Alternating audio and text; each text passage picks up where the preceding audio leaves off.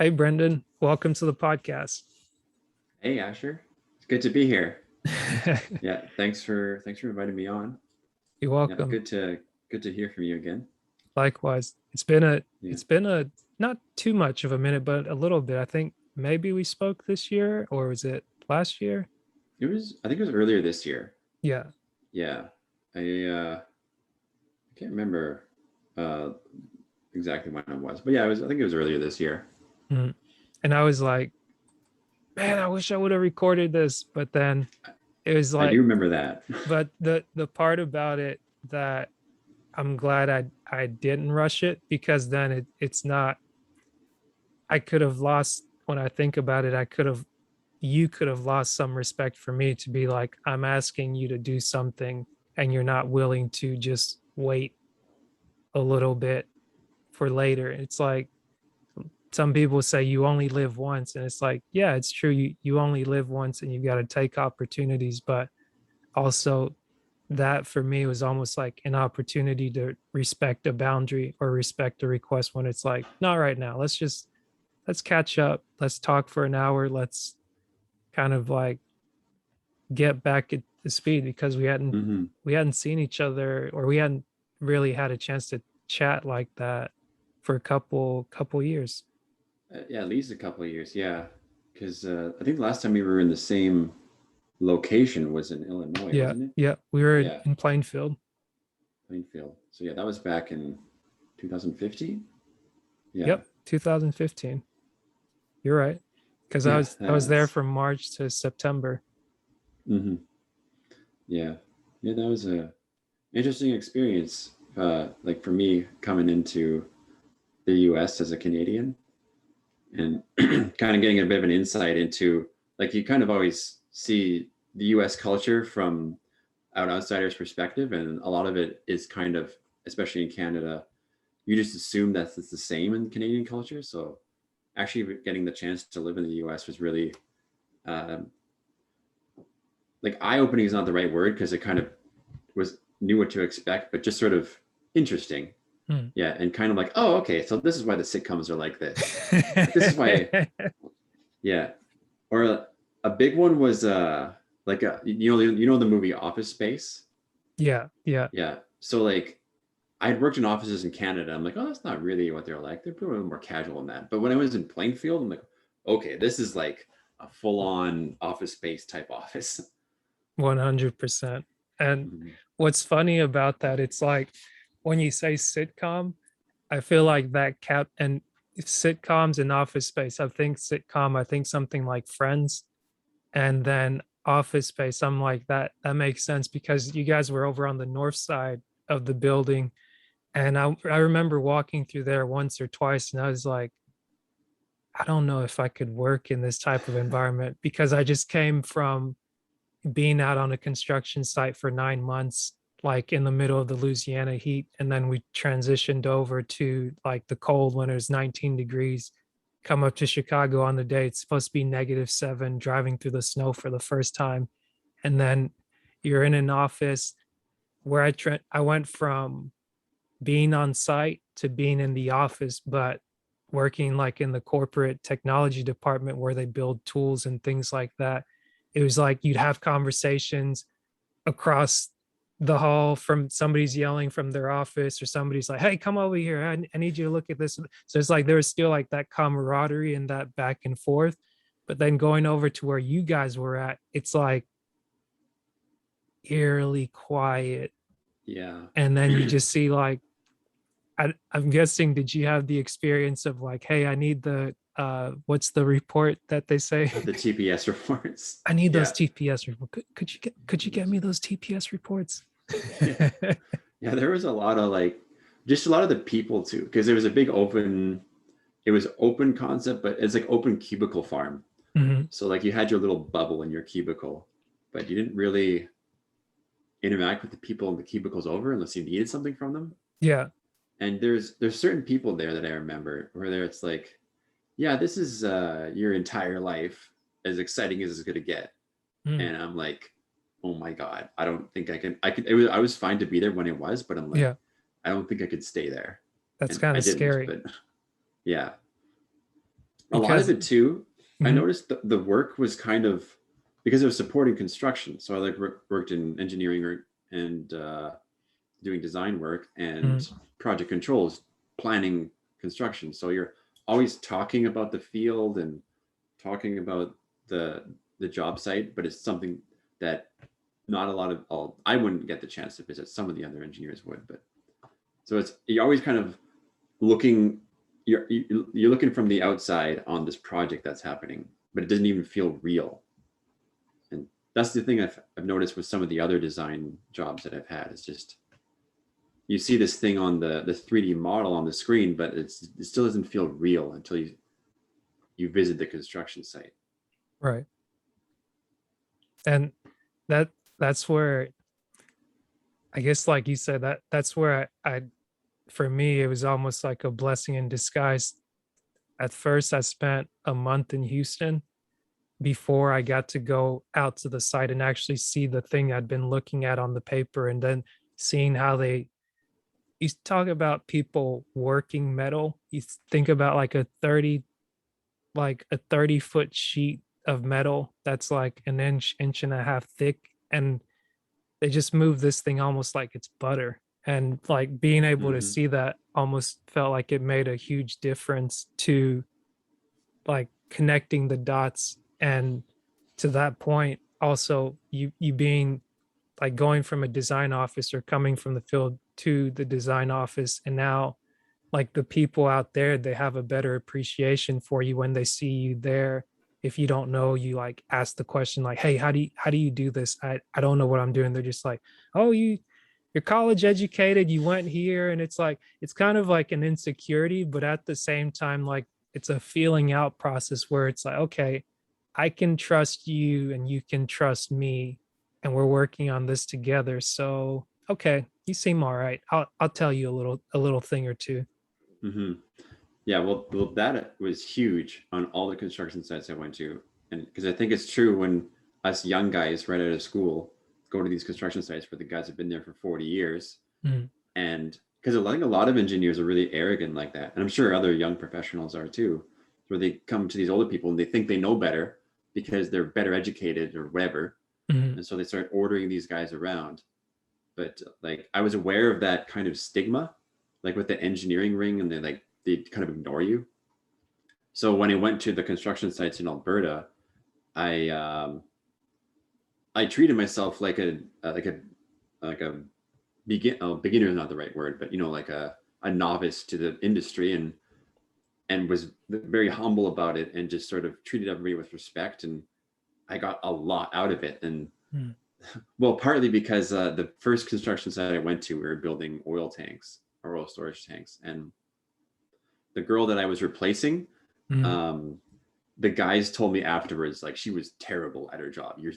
And I was still like a beginner into all this and didn't really know what I was doing, but I was really trying to figure it out. And like, mhm. you're doing so much better than she was. Right, So I think it was a combination of that and a combination of me not pretending like I really knew what was going on more than anybody else did. right. That it got me a lot of respect, and I think that helped a lot, especially in my early career. Yeah. It it seems like just that little bit of like assuming, not well, maybe not assuming, but recognizing that you don't know something and being willing to ask, but then not stopping there and taking what's given to you and kind of going a little bit beyond that. I think a lot of people seem to appreciate that, especially when you're going from like the complete opposite, where somebody comes in, they act like they know it all, they mess everything up, and they leave people in a worse position than where they were at because they like wanted so badly to prove something like, I'm going to be the first person from my family, or I'm going to be the first one from this school, or I'm going to be the best there ever was. I'm going to make a name for myself. It's like, maybe, like, maybe Mm-hmm. not. Maybe you'll be remembered as like, don't be this engineer. As long as you do that, you pass. Oh yeah. Do you know who Chris Hadfield is? The name Um, sounds familiar. yeah. I can't picture him at the moment. Yeah, he's a Canadian astronaut, and he was did a bunch of space shuttle missions, and he was the commander of the International Space Station for a while. But Mm, I read his book, and one of his books. He's got multiple now. And one of the things that you just reminded me of is one of the kind of lessons he gives in the book is the title of the chapter is like aim to be a zero. So he says that if you're new in a situation, you can be a +1, a zero, or a -1. mm, And what he means by that is you can either, as a zero, you would kind of keep the status quo how it is and keep things rolling. As a +1, you're really benefiting the scenario mm. and you're making things better by being there. And then a -1 means, like you said, you're making it worse. You're even though it doesn't matter if you're trying or not, but you're making things worse by your being there. So he says, especially for a beginner, you should aim to be a zero. So and that kind of goes into what you said with, yeah, if you go there and you just try not to make things worse, you're doing good, especially as a new engineer or new anything really. What's funny about that, I feel like I learned on the first construction job, especially being able to sit back for a minute and observe.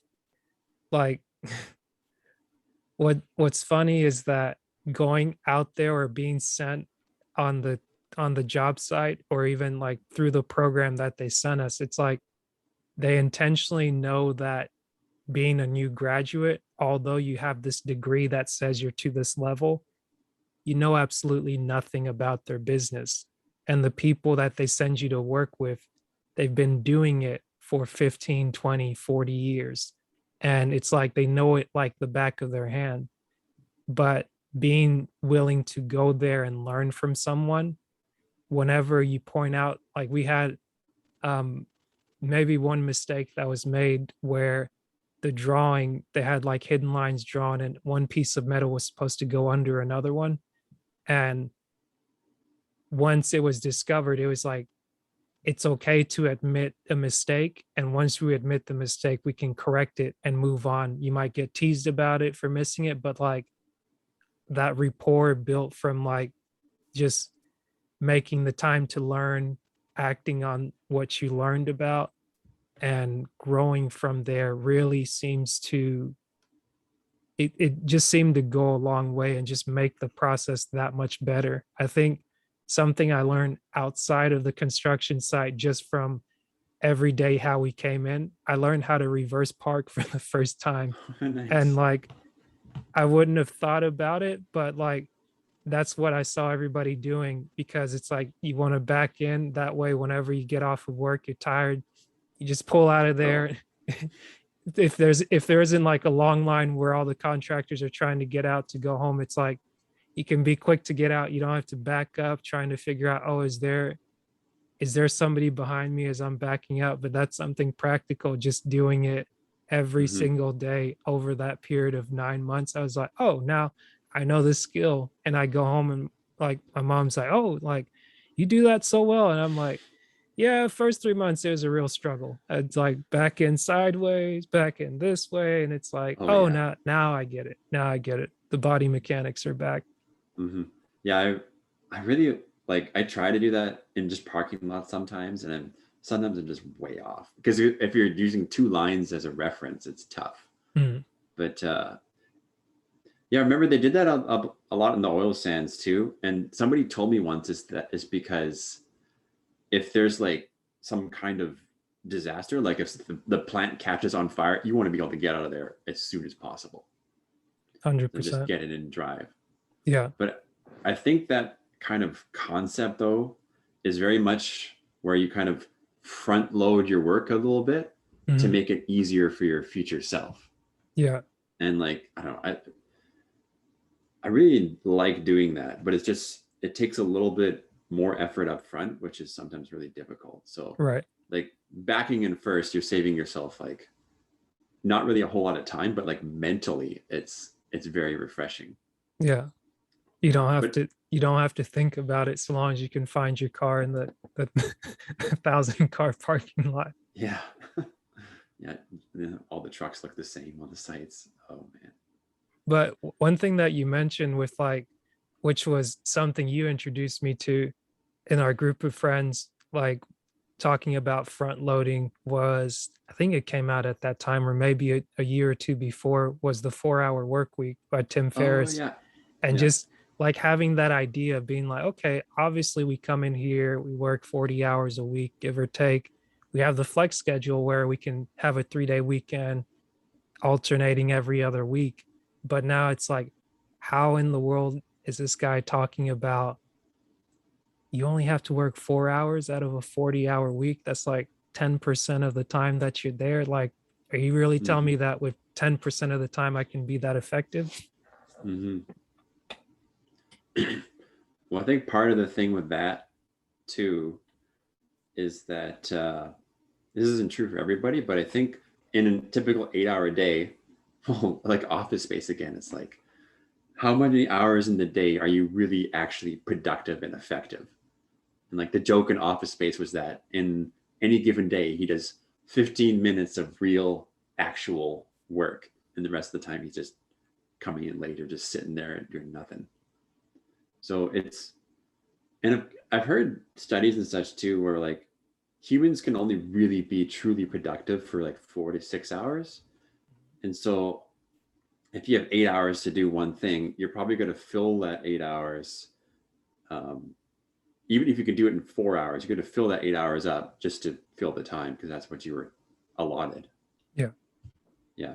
But I like the idea of just improving efficiency and automation and delegating and all that kind of stuff is really good for time saving. got you. Hey, could you turn your light on? It seems like it's getting darker on your end a little bit. I think it is. Just a sec. Okay, Mm, that's much better.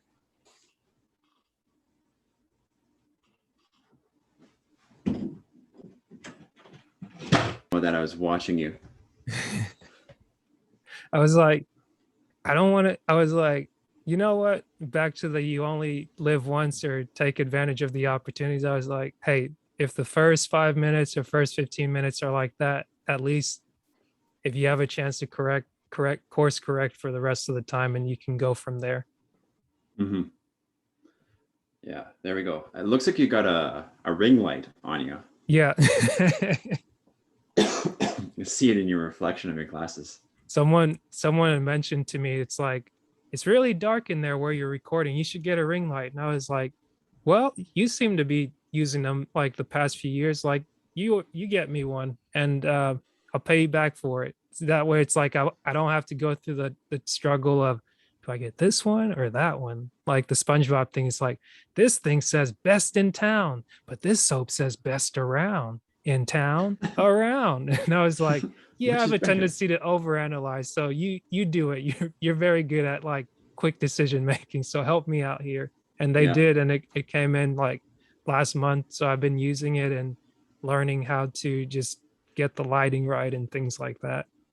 Yeah. Yeah. That's super helpful. Yeah. Man, like talking about like deciding on what to buy in general, though. Mhm. I was actually reading this book about, I think it was called How to Decide.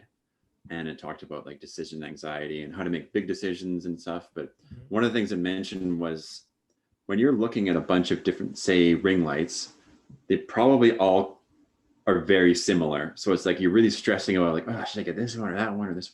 But you have to keep in mind, no matter what you buy, as long as it's like relatively okay, like in the top 50% of ring lights, when you bring it home, it's not you're not comparing the ring light to all the other ring lights. You're comparing the ring light to not having a ring light. Mhm. So it's going to be much better than not having one. Right. Um, So you don't get that buyer's remorse as much. yeah, exactly. So like recently, I was actually thinking my car broke down for about 2 months, Mm. and well, it didn't have to be 2 months, but that's what it ended up being. So it's an old car, and it was that age old question like, oh, do I repair it or do I buy a new car? Mm.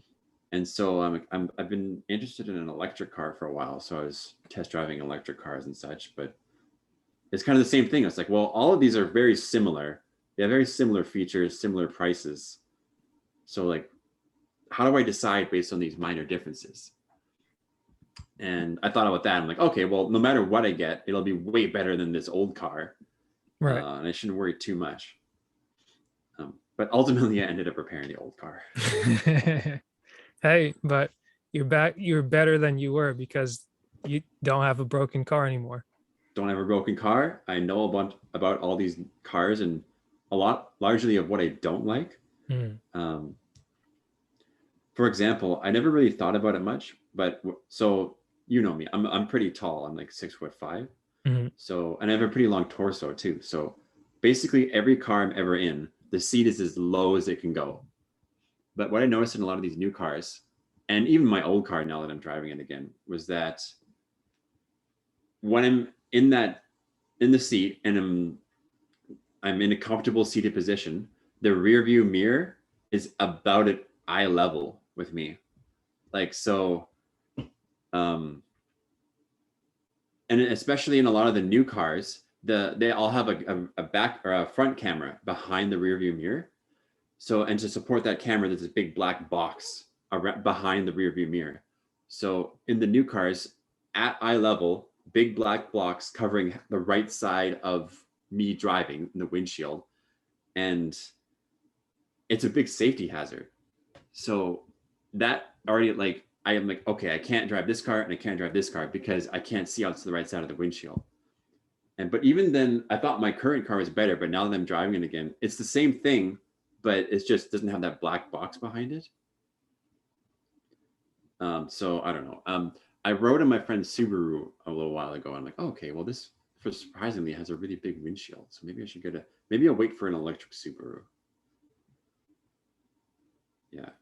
It's funny, like Subaru seems like one of those brands you don't hear about as much, but I feel like I learned about them watching commercials uh, from the Tour de France. Like I would watch it Oh. from time to time. I only learned about it through doing landscaping, and my supervisor, a lot of times they would enjoy watching the race when Armstrong was still doing his thing, and everybody didn't think he was like the worst, like the scum of the earth. But like they would always have this advertisement where they run it to say, hey, like sign up for this sweepstakes and you could win a Subaru. And it's like to your point again with the decision making, there's so many things out there where you have like brands and staple names, and some of them they win kind of like the popularity contest, but others they have that reliability factor. Like people know, like Honda, Toyota, Nissan, very stable cars, very reliable. And also, I think it's something else you'd introduced me to, because right about that time, my car was on its last legs. And within the next year, when I found myself in Augusta, I was forced to change it out because it had like that clicking sound. Couldn't figure Mhm. out what was going on with the hazard light. And finally, when I was driving to Vogel, the side of the road from time to time, they'd have these giant potholes there that weren't fixed.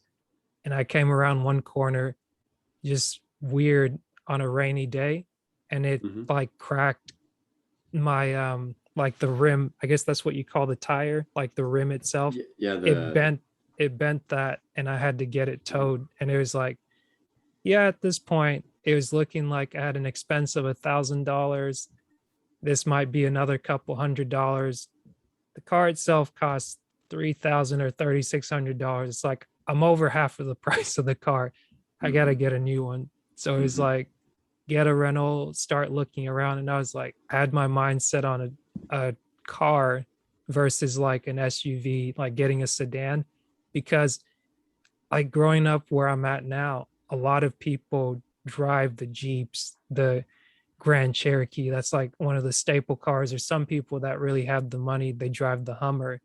But I forget what the resource is, but it's something that you'd pointed me to or something I'd asked around. And it was this thing that pointed to being frugal and getting the thing you actually need versus getting what you think you need. Where Mhm. a car, for instance, a lot of times you're like, oh, I need all this space. I need trunk space. I need this. And it's like, okay, you might need trunk space, but it's like how much stuff, like what kind of job do you have? What do you carry on a regular basis? If you do a lot of commuting, like these cars, like cars are good for commuting to get like 30 miles to the gallon or more. And then if you really want to take a road trip, you can not only use your trunk space, but you can pull, like some cars, you can pull a hitch on it. They're as strong as like pulling a fridge as you would instead of needing a truck to like move a bed and other things like that. And it was considering some of those things, I ended up getting a Toyota Corolla, and I was like, it meets this criteria, but I had that like buyer's remorse because I forced myself to buy it after doing a rental for 2 weeks. And I was like, I really like the rental, but I don't want to pay this much because I don't want to find myself in debt. I want to be Mhm. able to pay off this car in a few years and have like no student loan, no car debt. And 5 years later, now I'm like, hey, this car hasn't given me much issue. Like the only thing I've really had to do is change the tires, driving almost everywhere at this point. And it's like that. I like that you brought that up, just that decision. It's you had something or you didn't have something, now you have it. So Mhm. the situation is not as bad as you thought it was. And you actually learned something in the process if you went through that research and like, maybe this works, or I definitely don't want that black box in the rearview mirror next time. Mhm. Yeah, I'm a big fan of choosing something based on what you're going to use it for, like 80%, 80 or 90% of the time, rather than that 10%. Mm, Like, sure, if you have a big family and everything, get a big car. But if it's just you driving to work 80% of your driving, then yeah, you don't really need a big car. And yeah. people don't realize how expensive bigger cars are. Like, it's um, with gas mileage, and I think gas prices are like going out of control right now, especially where I live, and Yeah. It's like three it's just not dollars worth where it. we're at, and that's rare. It's usually been like 2.5 to like one, maybe, when it Hmm. got really low. But like $3 throughout South Georgia, the Southeast, it's pretty wild. So I'm guessing it's $4 or $5 where you guys are at. Yeah, something like that. It's we're in like it's in liters. Mm. So Oh, how do you that's right. convert it? Yeah, it's $1.50, $1.50, 1.5 liters to gallons. Wait, so if it's 1 liter is 0.26 gallons. So then to convert to gallons, it would be, I don't know, I gotta look up a converter. No problem. How many, how much? You know what's funny, that that's something, um I think we talked about from time to time, but being able to, like, you ask a question of yourself and sometimes you're like, oh, maybe I'll just make it up on the spot. But I always appreciate that you you like back to, okay, can I use this? It's, if I can figure this out, let me figure it out now. That way I have the answer and I don't delay, maybe take up brain space later, or just be like, well, what was that thing? It's like, no, I know it now, and that's it. And then Yeah. I don't have to like mull over it anymore and be like, ah, was it, wasn't it? Hmm. What'd you Well, come up with? so it's 5.50 a gallon in Mm, Canadian, which I think would be um, like 450 US, or yeah, yeah, 450 to $5 a that's a gallon lot. where I am.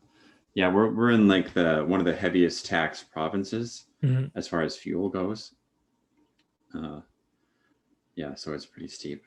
But yeah, Gotcha. like so many people just sort of make things up on the spot and just have a real problem saying they don't know, and it bothers me. But also, I enjoy it at the same time though, because if I know and can just like show them that they're wrong, then it's like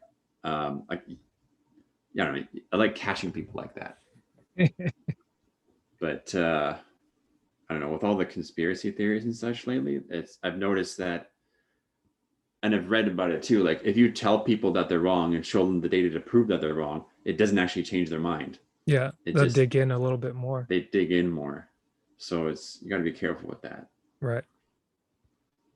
But I don't know. I like to know the truth about things if I Mhm. can. So, Right. which involves looking it up really quick instead of just guessing. Right. But the funny thing, I want to come back to the 4 hour work week, or I guess Hmm. also go back to like we were talking before, where you're at now, how you got there, and what's next. But I think something that'd be great to kind of be a jumping off point would be to ask you this question: who do you say you are? Oh yeah, the question. The question. I was thinking about that today, and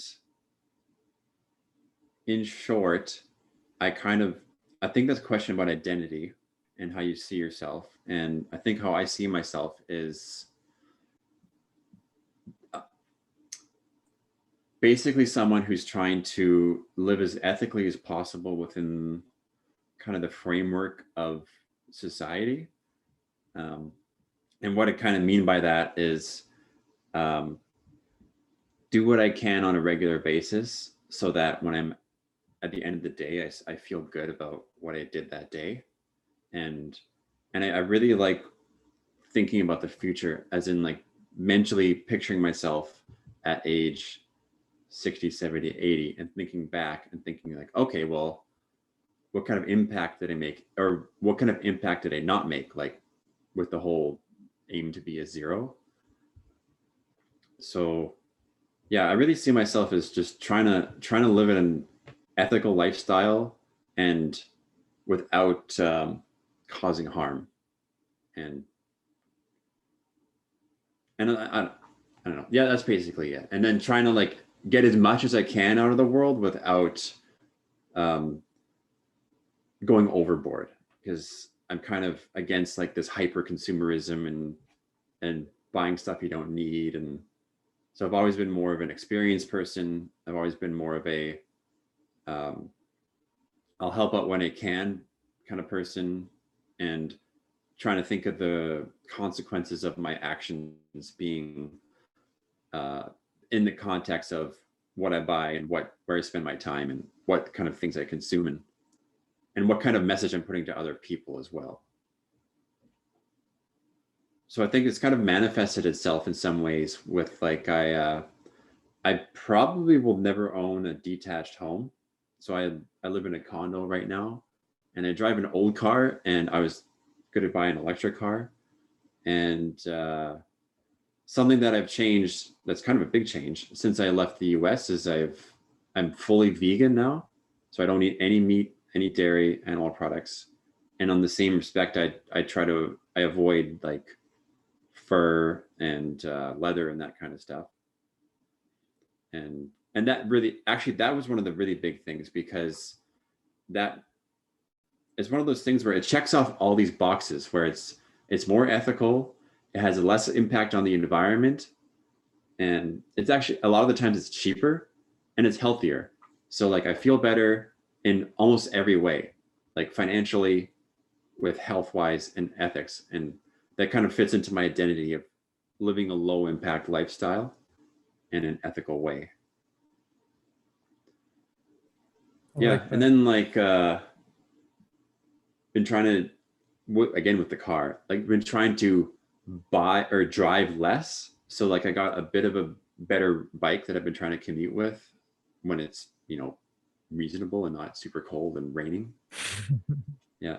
And next year I want to get an e-bike, and so then I don't really have an excuse. I have less of an excuse to drive. Mhm. um, yeah, so yeah, low impact lifestyle, try to live ethically without like compromising too much, Mhm. because I still want to like experience and enjoy life. Yeah, But yeah, I think that's pretty good. I like it. And Uh-huh. what's interesting, since we both have that engineering background and being in construction and things like that, has it at any point has it been challenging to operate in an ethical standpoint, like regardless of how people want to do business or how people around you want to carry themselves or the standards they want to hold you to? Um, there's always a little bit of pressure to, like, not really as in an at work ethics kind of thing. Well, it's been a little bit of that where, well, maybe not really actually. It's been pretty good for me to live ethically at work, besides battling with the whole, it's not in oil anymore, but like when it was doing oil and gas, it's kind of like, oh, I'm kind of contributing to the problem greenhouse gas wise. But aside from that, though, there's always a bit of pressure, especially with like the vegan thing. People always question it and always push back on it. And even with the car, like when I was thinking about the new car, a lot of people, like I've talked about it to everybody, like at work and friends and family and such. And a lot of people were like, oh, yeah, you should definitely buy the new car and like forget driving around the old beater that even though well, it's probably better to just drive your old car longer than just to buy a new car, even if it is electric.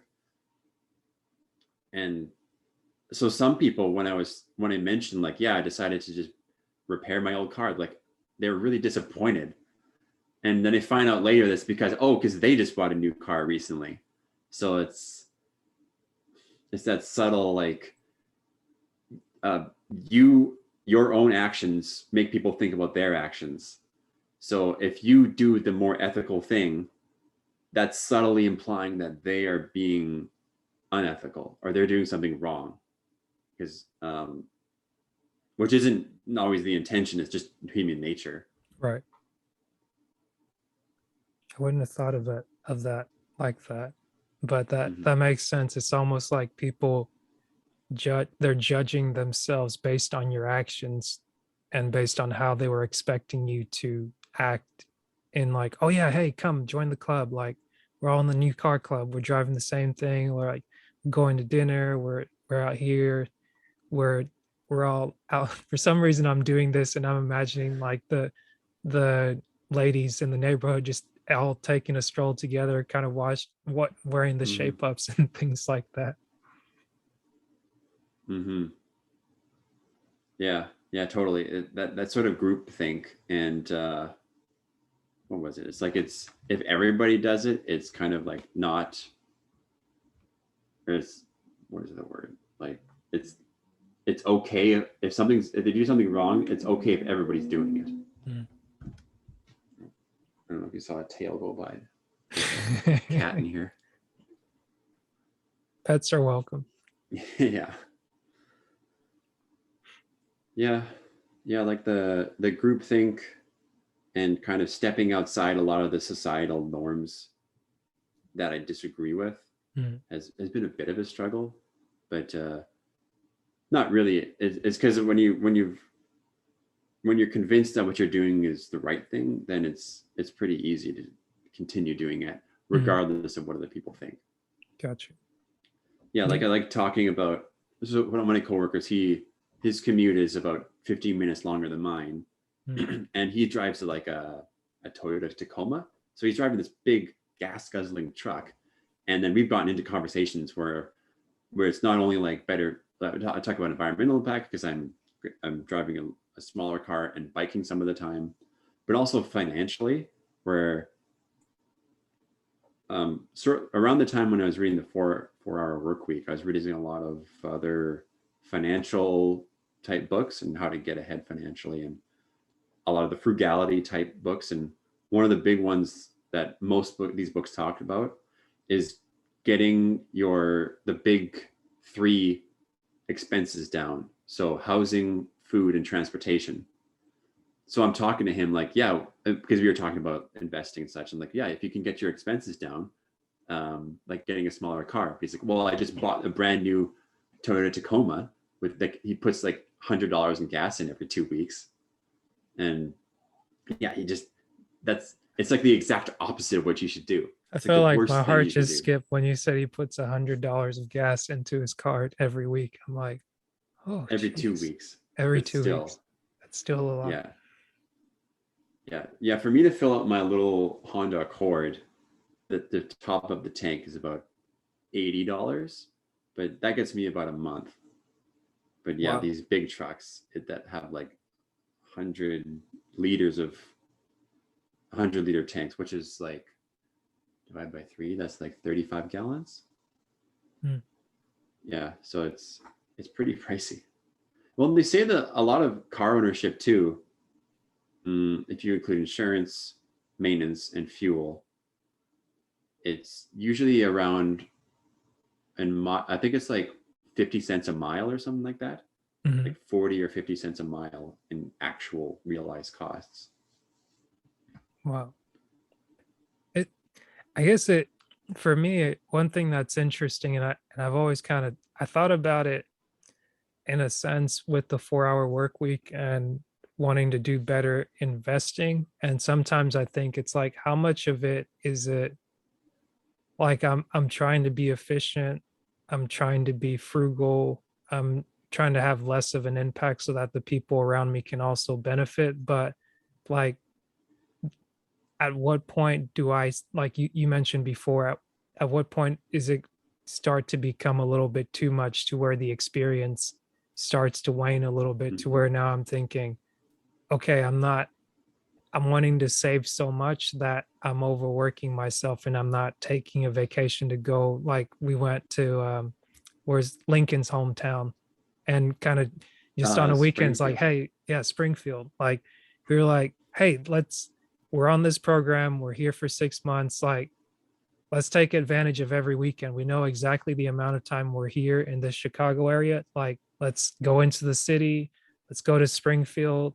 I think I went with one other guy up to like the Wisconsin area where they had the medieval times, and went to the Six Mm-hmm. Flags thing.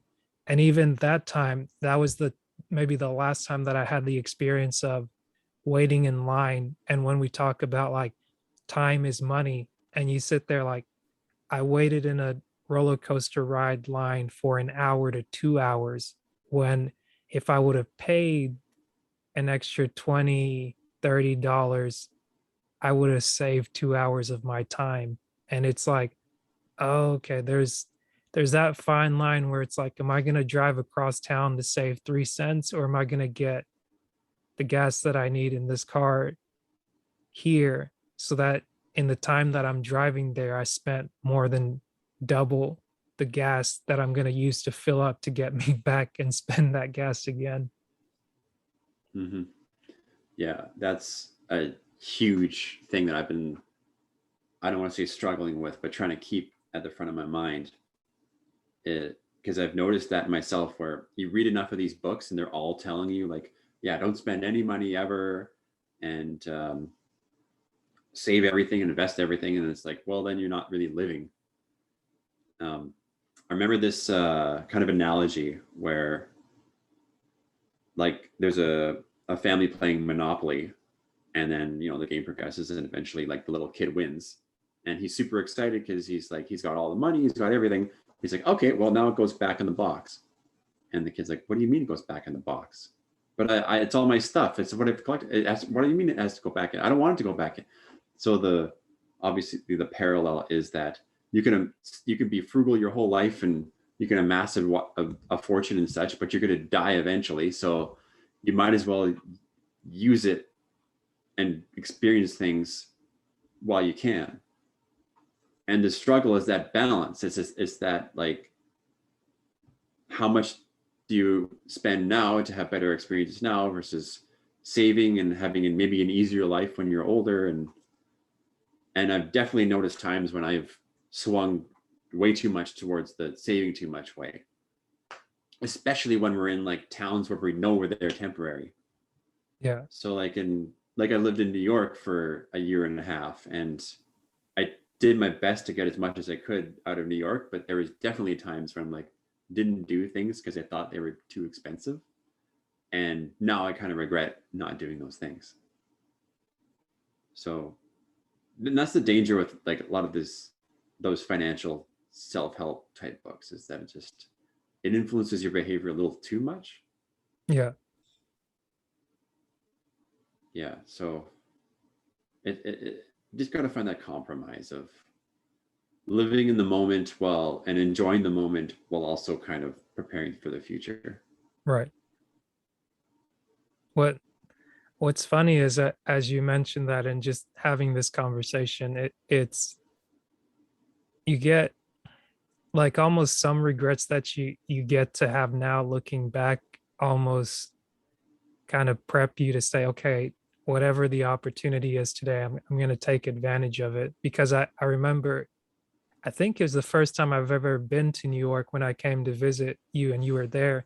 And we were like, I was like, is it worth it? Because I just happened to be in Washington, D.C. for a weekend. And I was like, okay, I'm here. There's an event here, but I know Brendan's up there. And I just flew in. I'm using Uber to get around, but I can just as easily go over to the I forget what the train station's called, but I was like, if I go to the train station, I can get there again with that money analogy. It's like if I get on the train station, I can get there quicker or maybe quicker by an hour, pay a little bit more than getting on the shuttle bus, have to drive on that, maybe be uncomfortable. And actually, I think I might have taken the bus instead of the train. But either way, it's like just Hmm. making the decision to go there, visit with you. I think we maybe walked around, like you took me by Times Square. We stopped into a pizza place Hmm. and like Yeah.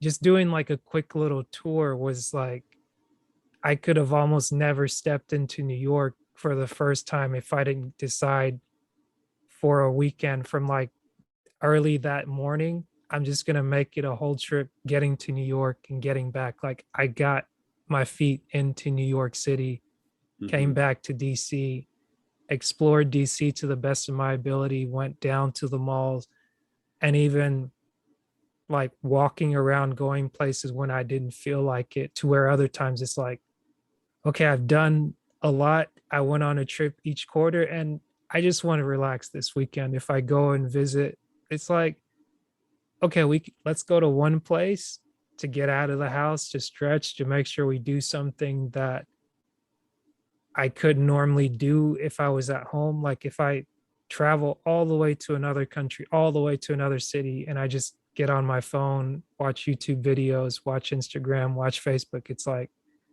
you're kind of being insensitive. You could have done that while you were there and you could have just not shown up. But if you're here, be present, like take advantage of a little bit.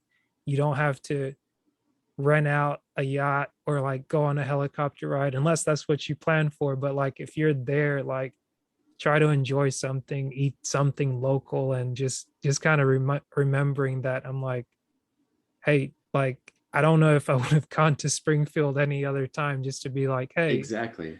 Yeah. we not only went there and then I think we stopped somewhere else, kind of just walking through, and you see like the waterfall, and like years Yeah. later you look back and you're like, that was worth it. Like even like having a year of shutdown and be like, once things kind of open back up, I'm gonna explore my backyard. I'm gonna see what's close.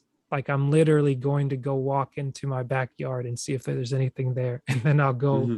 around town in my like technical backyard, go to the lake, like, wow, okay, I've got elevation here. Spent about 2 years in the Midwest. Is like it was pretty flat.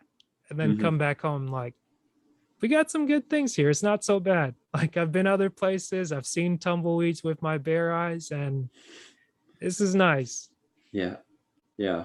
Well, yeah, that's the big thing too that you mentioned where, because I think if you're sitting at home and you're watching Netflix, especially like, I think everybody realized this during all the COVID lockdowns. It's like that year just, it was a blink of the eye. It's like what happened to that time. But even little trips like out to Springfield, it's like, yeah, it's like, it's very memorable. It's just kind of, you just had it, I don't know, it's definitely worth, even though like from a financial perspective it's like, okay, I could stay home and spend $0, or I could spend like 100, well we did it in a day trip, but like you do like $100 in a hotel. It's like that's $100 I could save in my pocket, and then down the road it'll be $400 if I invest it properly. And but you're cutting yourself short. I heard another thing too where if you do the same thing all the time, like the way you perceive time is you perceive time slower if you're doing new things or going to new places. So if you want a longer life, like a virtual longer life, do a lot of new things and do a lot of different things. Yeah. Otherwise, like I think that's part of the reason that as people get older, um, time seems to accelerate. And it partly because you do less things and there's less new experiences when you're older. So I don't know. That's something I think in the last couple of years, I've kind of had been lacking is new experiences. But that's something that, and again, like if I move to a new city in the near future, that would really help with that. And when you mention like having new experiences, like I'm gonna go do something new next weekend. Oh, Have you ever heard of like the a tiny house? Almost like you go into the you go away from the city, and they have like a storage unit set up as a tiny house where it's got a bed, kitchen, bathroom, all there. And the concept is to kind of unplug from mhm, life, lock your phone up for the weekend, and kind of just enjoy nature and things of that sort. And one of the things I was thinking about is like maybe I could bring a hammock that I got and I almost never used, and a mhm, bike that I got that when I was in college, I remember it's like, you're gonna spend $300 on a bike. And I think maybe I could have spent a lot more than that, like maybe a grand or mhm, somewhere around there. And I was like, I look back at it and I'm like, was it really worth it? But then I'm thinking, like this past week, my ankle's been giving me trouble, and just to maintain exercise, building that routine, which kind of makes time go by really quick. I was like, mhm, you know, as much as I want to get my routine in, get 8,000, 10,000 steps, maybe I should use my bike and use it as a way to exercise. It'd be less pressure on my feet.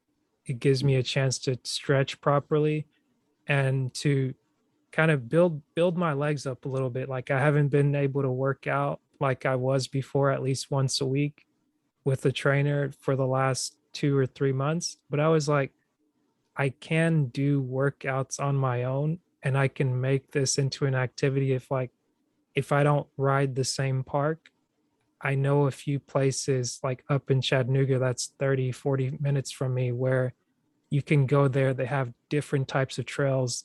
I've only been trail riding one time, and that was part of the reason why I got the bike, because you always see people do these things. And I was like, it's not terrible that I got something and I haven't used it, and wanting to have like that minimalist mindset where it's everything that I own, I want it to have some kind of function. But I was like, okay, maybe I'm not using this right now, but here's an opportunity for me to use it. So I took it out, dusted it off, tried to pedal up the hill. And I was like, yeah, this tire is super flat. I've got a bunch of podcasts I need to record today. So let me not set myself up for failure. I put it on the mhm, car, drove up to a bike shop, and I looked up and I tried to be really intentional about making sure it was a bicycle shop, not a bike like biker shop that's motorized and everything. Cause I was like, that's not going to be able to help me. But I drove up mhm, there, recorded a podcast before I went in.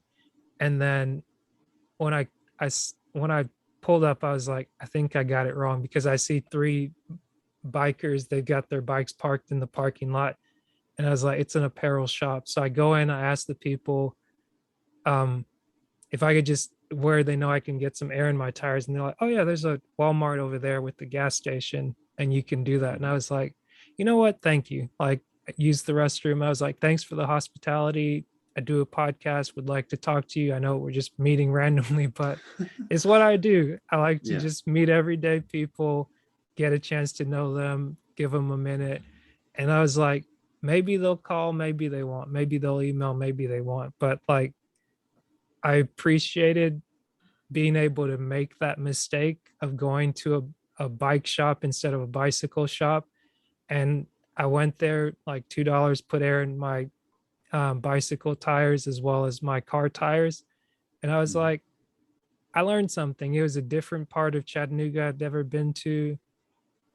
And just it being like an easy Sunday, I was like, it's cool. Like I'm gonna start my week right. Got some coffee up. I'm gonna stay up till like 4 in the morning to reset my schedule to work the night shift this week.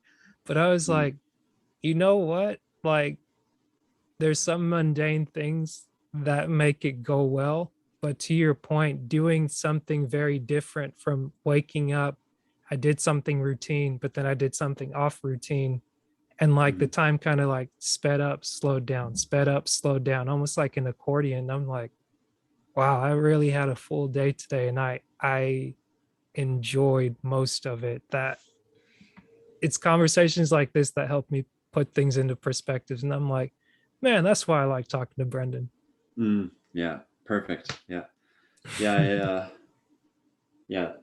I've had too many days where it's like we'll wake up and it's next thing you know it's 3 o'clock and it's like, well, what the hell happened? And it's just because I was, you know, I don't know, watching TV or something, or just the same thing. Get up, make coffee, make some breakfast, and didn't really do anything different. But yeah, it's funny you mentioned that, like with the new bike, that you want it to be super functional, and that's one of the things that because I was thinking about buying an e-bike to commute on, and I'm like, well, how am I going to justify spending a few $1,000s on an e-bike? And the way I'm going to justify it is because when I've been commuting on my regular bike, it's like such a because it's different and it's such a nice experience in the mornings, especially because you're kind of groggy and tired. It's hard to get up, but then like you're on the bike in the morning, and I'm biking through like along the bike path down to like little wetlands and little forested areas and such, and it's so much nicer than just sitting in a car.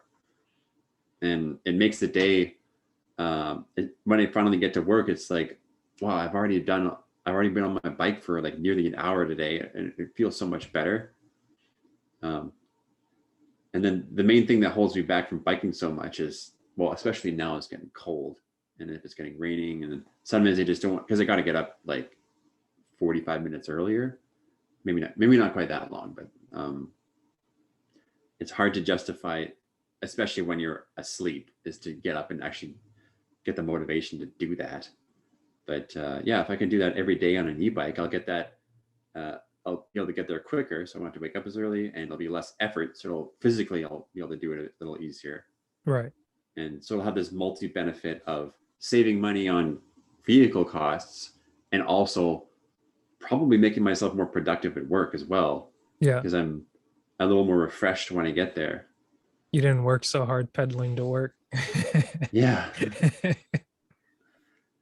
yeah, exactly. That's awesome. Yeah, but yeah, like tiny homes. For a while, I was very briefly looking into like buying or making my own because I thought they were cool. But I still think they're cool. Mhm. But just to full time live in one, maybe not, because there's a lot of like regulations, especially where I live now, where like you're and in Canada in general, like your house has to be a certain size and it has to be permanently connected to city services, and it makes it difficult for people to build tiny homes in cities. So, kind of as a compromise, live in an apartment where it's like a lot of little tiny homes all stacked on top of each other. Right. Yeah. It's a good point. And I Oh, think like you were mentioning like the big three before for your expenses, your housing, vehicle, and food costs. And that's kind of that debate where it's like, do you buy your own home or do you rent? And it's mm, like, where's the opportunity cost? Like, where's it going?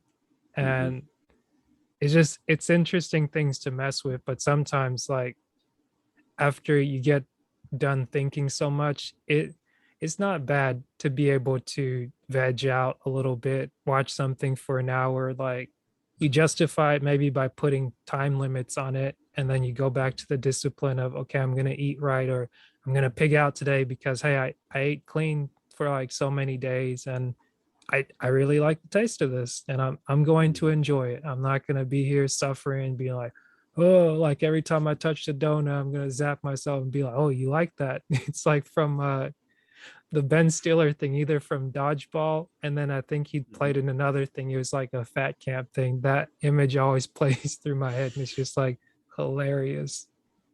Oh yeah, yeah. Well, yeah,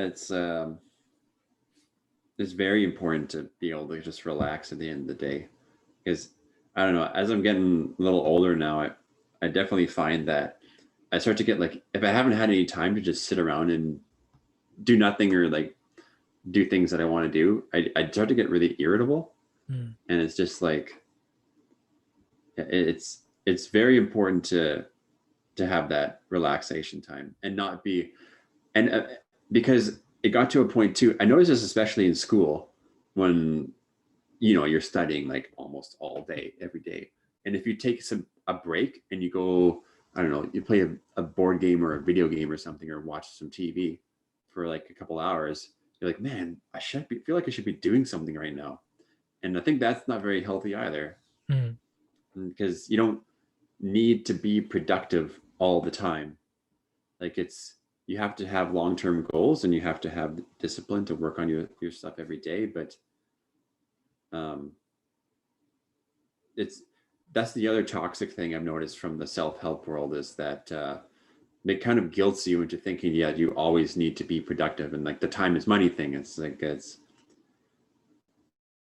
sometimes there's more important things than like working on your business or whatever. And you need to just sort of, you'll be more productive when you do work on it if you have those scheduled downtimes.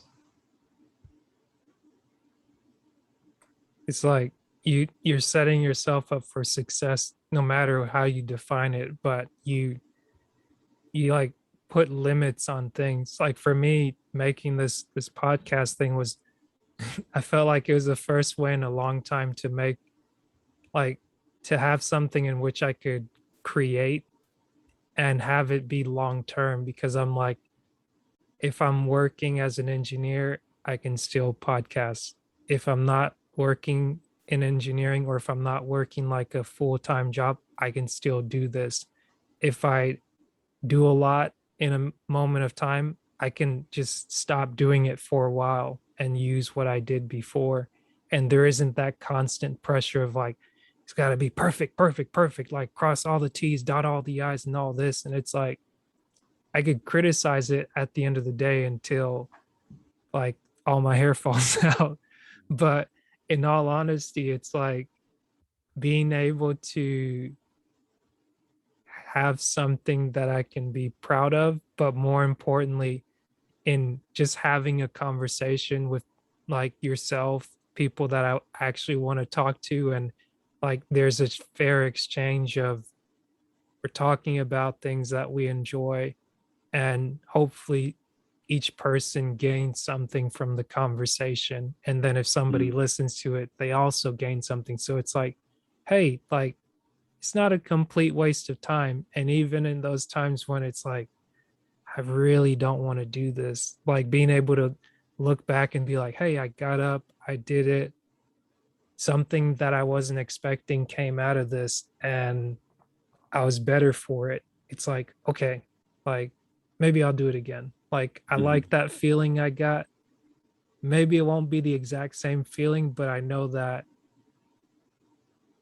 it's like going back to that thing. It's like I want this versus not having it. So it's like if I do a little bit of this, I get a little bit of that. If I don't do it, I don't get anything. So nothing changes. So Yeah, yeah. It's so satisfying to just hit like publish and see something go up, and it's public there, and you kind of take a step back and look at it, yeah. and just seeing everything that you put on there too.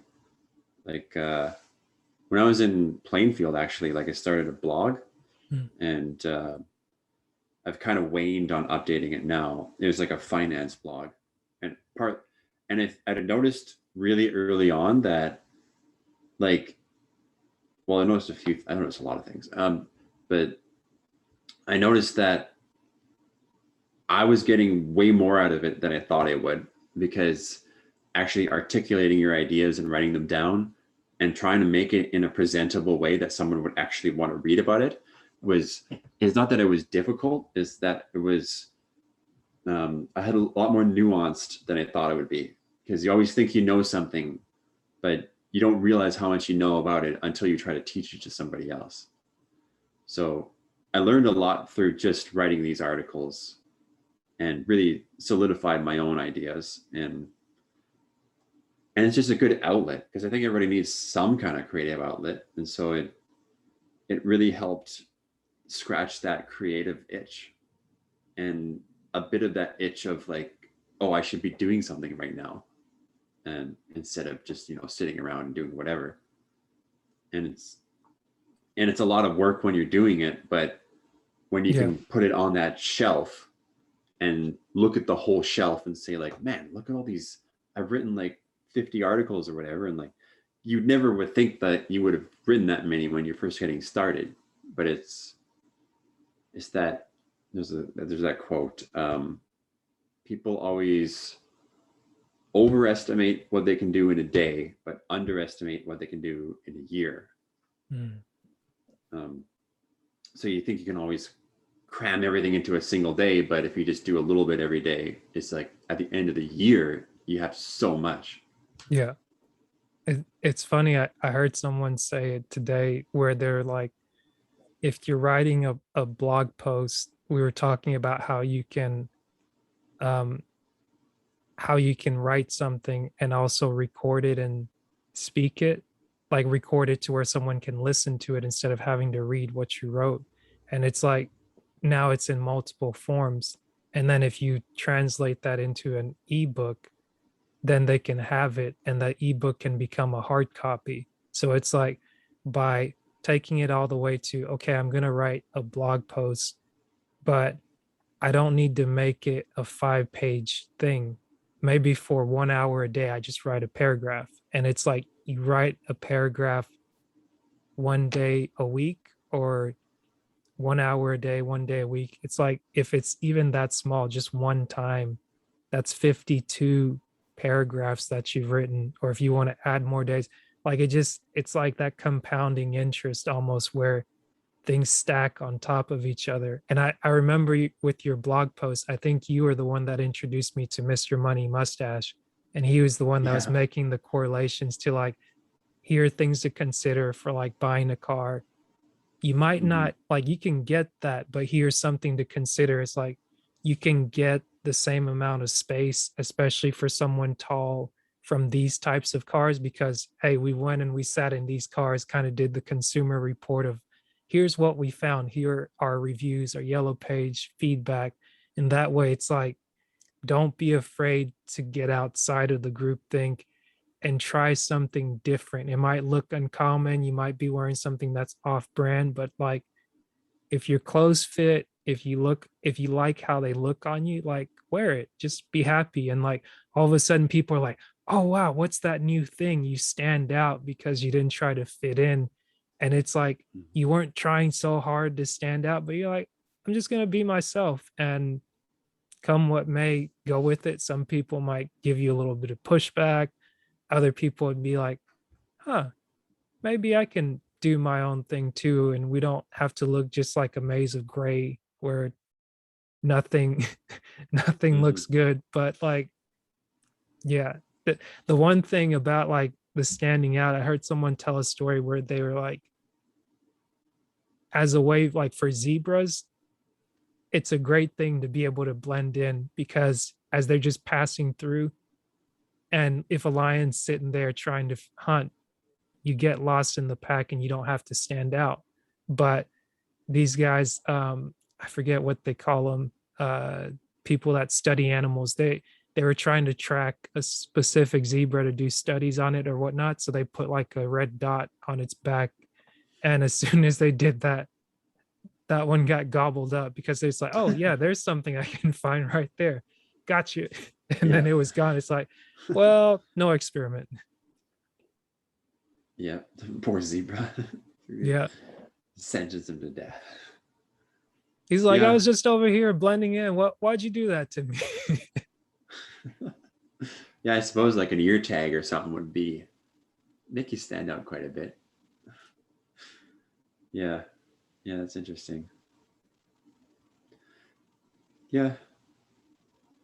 Yeah, I don't know. Like, I think like within our culture, like a lot of people stand out, and but at the same, I remember once, man, where was it?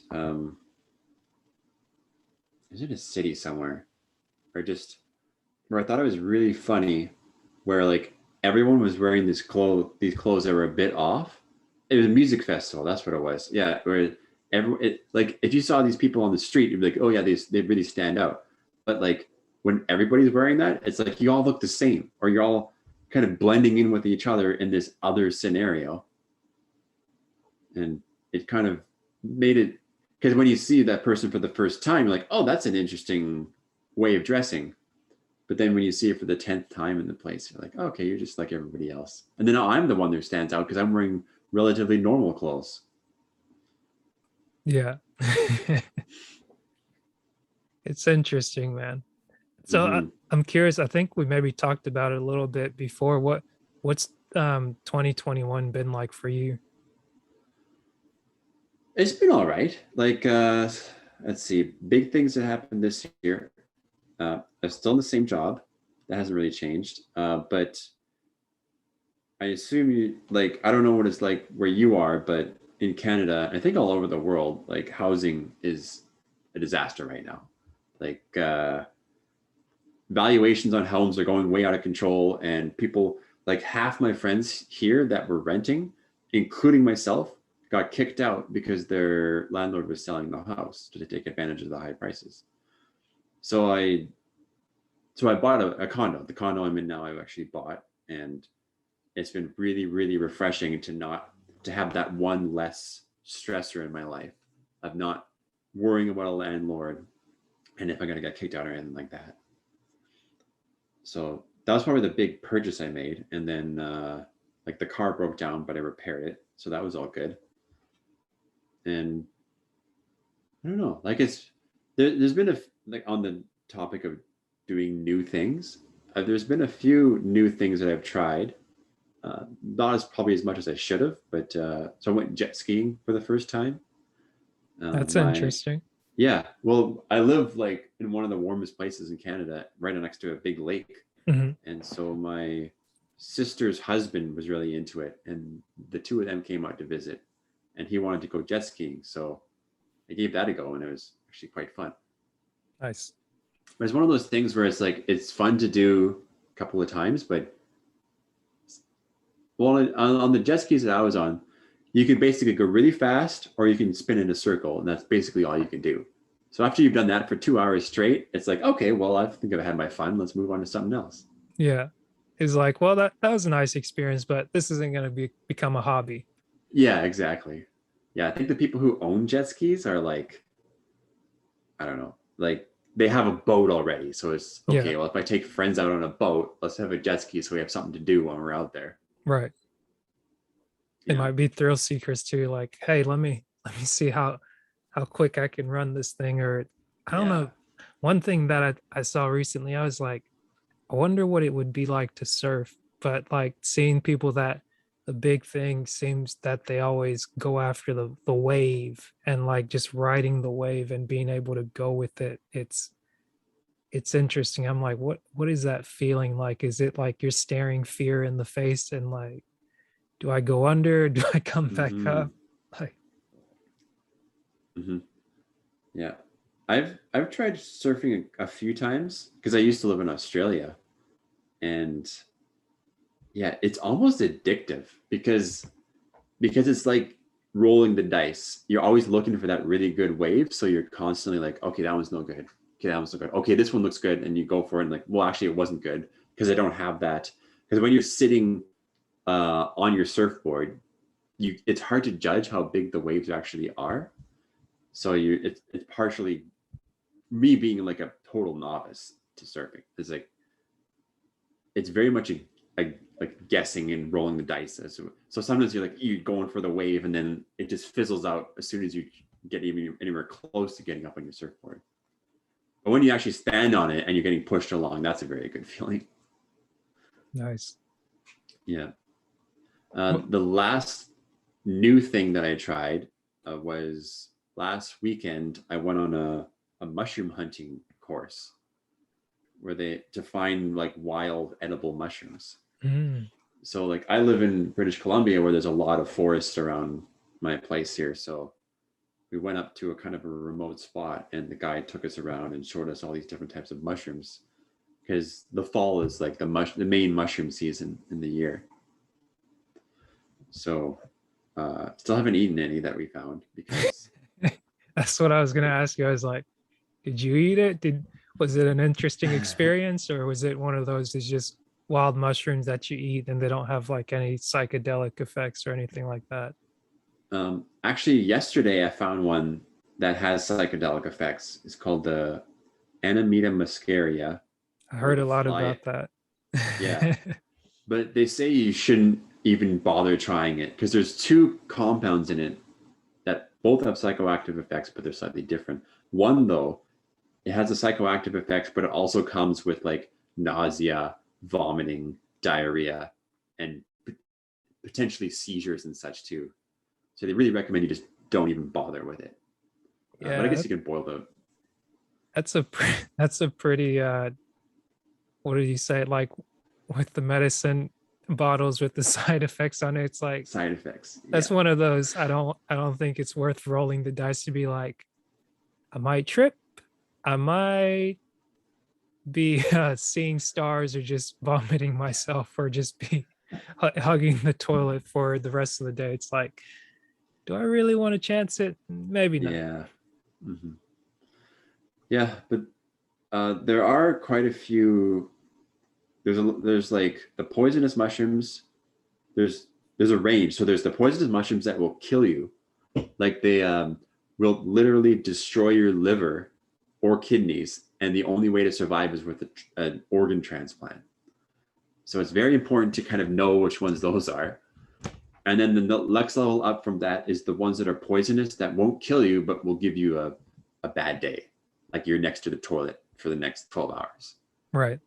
And so those ones are like, you could probably, if it looks like a tasty one, you could probably roll the dice and you won't have a good time, but you'll survive. Yeah. Um, and then there's the ones that are edible but kind of bland, don't really Mhm. taste like anything. Right. Um, I actually tried one of those quite a while ago, and yeah, it just didn't really taste like it tasted like eating dirt. It just Mm. wasn't very good. And then there's the choice edibles, like lobster mushrooms, chanterelles, morel mushrooms, Oh, that sounds um, fancy. pine mushrooms. Yeah, and all these ones that you can't really buy or that they can't farm. More Hmm. importantly, um, so all the ones that you buy are wild found, Gotcha. and so that's what I'm really after with this. And I guess the other level there is the psychoactive psilocybin mushrooms, which Hmm. are really rare to find in the wild. So I haven't really like I'm kind of always on the eye out for those, but I don't really expect to find them. I'm looking more so looking for the really tasty ones that are Gotcha. easy to identify. But So it's one of those things where, or sorry, go ahead. no, you go. I was just gonna say, like going out on the tour, like mushroom picking, like did this guy know a lot about this, like the mushrooms and the stuff like this? He was giving you guys some of this information. Yeah, yeah. So he was very experienced and brought us to a farm and told us things to look for, Mm. and really kind of was kind of a mentor. So I have like a mushroom book for identifying these mushrooms and kind of guided us along and says like, okay, this is things you should watch out for. This is one of the big things I got from him actually was even though you were looking for mushrooms, it's actually more important to look for trees to be able to Mm. identify different trees because certain mushrooms like certain trees. Mm. For example, you can find wild oyster mushrooms, but they only grow on dead like cottonwood trees or like poplar trees. Huh. So being able to identify that type of tree and then find a dead one, that's where you need to look for that kind of mushroom. And there's certain mushrooms too where if they if they're growing on certain types of trees, they're fine. But if they're growing on other types, they can be poisonous or like lightly poisonous. So it's like half of it is figuring out which trees are around. But it's one of those things too where last year actually we've been doing a bit of bird watching. So I bought some binoculars and then we just go into the woods and look for birds. But that and mushroom hunting is one of those things where even if I don't see any birds and don't find any mushrooms, I still got to go on a nice hike through the woods, and it's very refreshing in that respect. I like that. It's like some activities that it doesn't always need to have like a aha payoff for something. It's just like, hey, Mm-hmm. it's a time you get to spend. And it's interesting because seeing something like that, it reminds me of certain conversations where when you talk about getting older, or you see older people doing certain activities where it may seem like wasting time, or you're not doing this or you could be doing that. It's like there's a multitude of reasons why they could be doing that, for instance. But I remember, I don't know if you met him or if you remember him. We worked together in the CCT Mm-hmm. department for the corporate construction, and we were talking about what would you do, what would you like to do when you retire as like as an old man, what would you like to do. And one of the things that Chris said, he said that um he would be a bellhop, like working in a big city and greeting people as they came in, because it would kind of give him a chance to see different people, greet them, kind of impact different people's lives, to just like give them a smile, see how they're doing, and things of that sort. And it was like, wow, that's interesting. Like, you don't recognize like if it's impact that you want to have, or just like things you could see through a different lens, being around people, or just being in a position where some people may think it's lower, or it's not like as you're the owner of the hotel, or you're making this much, you've got revenue because of so many doors, this, that, and the other. But it's like that's a it's a different sense of value. Like one may Mm-hmm. not be better than the other, but I just never heard of that from someone before, especially like in an engineering space where that's something you could look forward to just as an older man. It's not, I'm going to do this for the rest of my life once I retire, but it's just going to be something that I think I might get some enjoyment out of that. I found that interesting. Mm-hmm. Well, yeah, it goes into that. What would you do if money were no object? And because when he's retired, he's probably, yeah, doesn't need a job for the money. So you want a job where you get those experiences. Yeah, and you can interact with people and such. That's really interesting. Yeah, because I think, well, it's like people who win the lottery, they doesn't make them any happier having all the money in the world. So like people get probably a lot more fulfillment out of a job like that, where you can, interact and meet interesting people, as opposed to just, sitting on your backyard and drinking all day. it, what's funny is that, almost bringing it back to the 4 hour work week, it seemed like a big theme of that was retiring early, or I think it maybe put a balance to where it's like, do your best to enjoy your young years, to where you don't just work so hard and then you're old and you can't enjoy the activities that you wanted to do while your body was still there, and now you're just using all your money to pay to keep you alive or to keep you going. But um I forgot where I was going with that for a minute.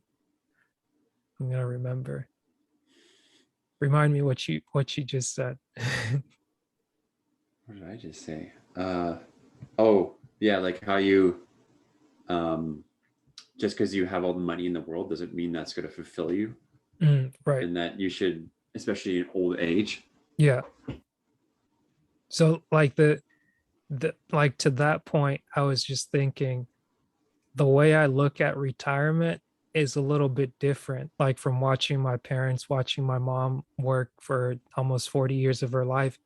And it was like retiring a lot of times doesn't mean you have to quit working altogether, because it's like even for 6 months, or say if I had like 6 months where I wasn't having to go into the office constantly, and I could literally just sit in my bed, watch YouTube, chill out, have a tub of ice cream next to me, do that. Like after about a week or two, that got very frustrating. And I'd heard like a Canadian psychologist, Jordan B. Peterson, say Mm, this is like, if you get yourself in that utopia state where someone's sitting there just constantly feeding you grapes, you're gonna smack the grapes out of their hands and be like, get those damn grapes out of my face. And you're gonna want to create some kind of chaos to like make things more interesting. And I just found it interesting where it gave me a different perspective on people that are older and have to go back to work versus being older and doing like a bellhop job where it's you have a chance to do something that fills your time of day. Because like say you go and you feed the birds for 4 hours and you're like, okay, what now? Okay, I'll go play mm, a round of golf for 2 hours. It's like still got 16 hours of my day to feel like, what else am I going to do? I'm going to sleep for eight hours. And it's like, okay, I visited the grandkids. I went, shook the hands, kissed the babies. Now what? Like, mm, okay, I'm going to go skydiving today. And it's like, what else? It's like, oh, maybe I'll go work for 15 hours. And like now it's, I remember you see one or two of the engineering guys that we had, they would come into the office and they work like maybe 14 hours a week, 2 or 3 days. And it's like, it's just something, maybe they're there because the wife divorced and took half of their money and now you got to build it back up. Or it's like, no, there's also that you got, um, you just have like that itch, the creative itch sometimes that you need to scratch where it's like, hey, I want to solve problems. I want to do something that gives me a little bit of meaning, something that lets me enjoy myself. Like, let me struggle a little bit. Let me see if I can figure out, get into an argument with the young kid that thinks he knows everything and be like, look here, kid. I, I've got underwear older than you. yeah. Yeah. Oh, totally. Like on the like with Mr. Money Mustache there, that kind of led me into the FIRE movement. I don't know if you've heard of that. With the it's an acronym. It stands for Financial Independence Retire Early. Mm, And so there's like bloggers and YouTube people who are all like they're like 30 or 35 and they've amassed enough money to retire through these like extreme frugality kind of things. But through reading the forums and all that kind of stuff, what I've noticed is that a lot of, including Mr. Money Mustache there, nobody really retires at 35 or 40. It's always just like working a little less or working on your own personal projects. yeah. And I think that's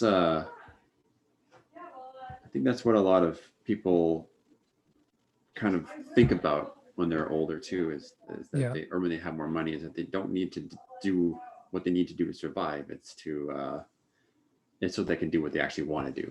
Right. And that makes sense. And the thing that's funny that I found is that with as a guy, it seems like you can go the frugal route up until you meet somebody and they're like, yeah, we're not going to be as frugal. Or it's like, yeah, you think I'm going to live in a box? Or like, dude, I did the Airbnb thing for a while. And it's like, sometimes it's convenient, but other times it's like every Airbnb isn't exactly the same. And like, hotels aren't necessarily going out of style because there's something to be said about like a professional cleaning service, a standard that's kept up. Like you're not worrying about bed bugs or like, is this in Mm, some kind of backwoods somewhere? Like, where am I going? It's like, yeah, sometimes like I'll save a bit of money to where we can be good, to where we can take the trips. And like maybe we don't have to take a trip every single weekend, but at the bare minimum, if you got to drive out of town, go out of town like once a month, or at least once a quarter, because it'd be terrible where I've talked to a lot of people or a couple of people that are in our position. We're like, you want to work as hard as you can, like work in your youth, retire early. But it's like, I haven't taken a vacation in 2 years and it's wearing on me. Like I don't like what I'm doing. This thing that gave me joy, gave me pleasure. Like, what's it? What am I doing it for? Mm-hmm. Yeah. Yeah. A lot of that. Well, I've seen that in my coworkers where like they're barely struggling financially, but they're making good salaries. But it's because like they have a wife and two kids, and the wife is really really spendy. Like my one coworker, he tells me about how, well, now ex-wife, but at the time it's just like it was a new hobby every couple months, and so like, and she did it where she got a new hobby and got all the stuff for the new hobby, dropped a couple $1,000s, and then like within a month, kind of lost interest in the hobby. They just still have all the stuff. You can't just go return it. Yeah. Yeah. So it's, and then, yeah, finding a compatible person with that too is really difficult because, yeah, a lot of people, especially with kids, I've noticed too, it's like if you have kids and and they need something, you're not thinking about the money. It's just, okay, he needs this, let's get it. Or she needs this, let's get it. So Right. they drop $1,200 on a stroller and uh, car seats and all that kind of stuff. And I mean, some of it, I know from my background, it's almost that feeling of, or it is the feeling of, I want to do better for my kids than my parents did for me. Or like, I want to give them a leg up. But sometimes I'm recognizing that there's nothing wrong with that, but it shouldn't be done to your detriment, or it shouldn't be done to an insult to your parents to where it's like, oh, they didn't know any better. It's like, maybe they didn't, or maybe like years down the line, once you realize you're like $40,000 in debt or $230,000 in debt. And it's like, we have all this stuff, but we're not happy. And I Mm-hmm. grew up and we were broke and we were plenty happy. Like, we didn't know what poor meant until you got around other people that had money. And it's like, maybe it's not all it's cut out to be, but Mm-hmm. everybody's got a different experience, it feels like. Mm-hmm. Yeah. Well, I see my friends and coworkers who have kids now, and when I visit their house, it's like they have 10 times more toys than I ever had. And it's because everybody's buying, I don't know if it's different now compared to when we were growing up, but it seems like now all the kids have way too many toys. Yeah. Or maybe it's because too a lot of them are in younger families, so it's like the first child in the family, so all the extended relatives are all just Yeah. pouring on the toys. Everyone's like, we gotta get, but like, I've seen some people younger just do things like, some people they're doing things different, and everyone's kind of getting an experience where it's like kind of trial and error, trial by fire. Where one person, I remember, I went to his daughter's, my buddy Laurent, I went to his daughter's first birthday, and instead of like, hey, come here and do this big thing, it's like, this kid's not going to remember it. And I think one of the things he was like, please, no gifts. If you want to give a gift, we have like a college fund thing where it's Mm-hmm. in the US, I think there's a certain account you can set up for your children while they're young, so you can put money away for college. Or I think in some cases you may be able to create a trust to where at a certain age they can get that money, and if it's invested, it works with the market and things like that. And it was almost that like frugality of saying, instead of putting money here, or where people would like spend 10, 20, 30 grand for a wedding, it's like, no, we're going to do something small, Mm-hmm. and we're going to invest into a home or into something that we can use for the rest of our lives. Like, the pictures we'll maybe be able to look at, but if we're in debt and now we're bickering at each other over the day that was supposed to be our big day, it's like, was it worth it? Like, and just getting like a little bit more of experience, getting out of school, getting into the real world a little bit, like having to pay bills and things of that sort. It's like maybe I don't need this as much as I thought I did. And I, I don't know. Like Mhm. everyone's got different values, different principles, and not trying to convince people in the way of what they should do or what they should have or not have. But I'm just learning to appreciate where I'm at, what I have, and where I'm perhaps going, just to be like, I don't have to look around as much as I thought I did before. Like just coming up through elementary school and thinking about what I didn't have, why I couldn't watch TV and everybody else could. And now it's like, hey, like kind of back to where I started. I don't watch TV by my own choosing. It's not a Mhm. rule imposed on me, but I'm like, I can think a little bit better without having additional information in my head. And like you were saying earlier, being able to articulate your thoughts and try to teach, even have a conversation with somebody to see if I know as much as I think I know, or if it's maybe I watched something, they said something that agreed with me, and I was like, yeah, that kind of sounds right. I think I know it. And then you start to verbalize it. It's like, I kind of think I look dumb right now. Maybe I should shut up for a minute and just be like, this isn't worth losing a friendship over. It's like, hey, let's agree to disagree. Let's go have fun. Like, Mm. enjoy our time here. And like, tomorrow it's not going to matter. Yeah, yeah, exactly. Um, yeah, it's funny where you mentioned, it reminded me like growing up, we had basic cable, and then one of my friends had like satellite. Mhm. So whenever I went over there and I saw like, wow, you guys got like 80 channels, that's so cool.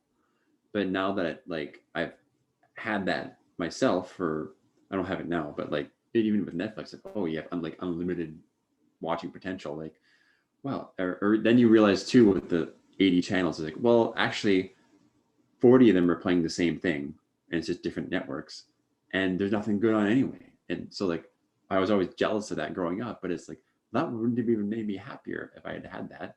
The basic cable was almost better because it's like when you get like, I don't remember how many channels we had, like 5, 10.